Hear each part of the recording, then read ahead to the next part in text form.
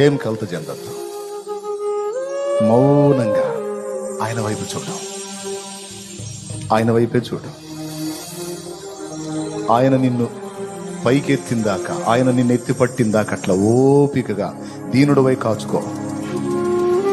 అనే మాటలన్నీ అననే. విను విను విను విను విను విను. స్తోత్రం చెప్పు, స్తోత్రం చెప్పు, స్తోత్రం చెప్పు. ఆయన నిన్ను పైకెత్తిన నాడు ఆ నోళ్ళన్నీ, అన్న నోళ్ళన్నీ అలాగా ఆశ్చర్యపోతాయి. నోళ్ళు ఎల్లబెడతాయి. వీడు వేస్ట్ గాడు అనుకున్నావు ఏందిరా ఇంత పొజిషన్లోకి వెళ్ళాడు, వీడు ఒట్టోడు అనుకున్నావు ఏందిరా వీడు ఇంత ఘనకార్యాన్ని సాధించాడని. దేవుడిని ఎడల చూపేటువంటి కార్యాలను బట్టి వాళ్ళ నోళ్లు మూతబడతాయి, వాళ్ళ తలలో దించుతాయి.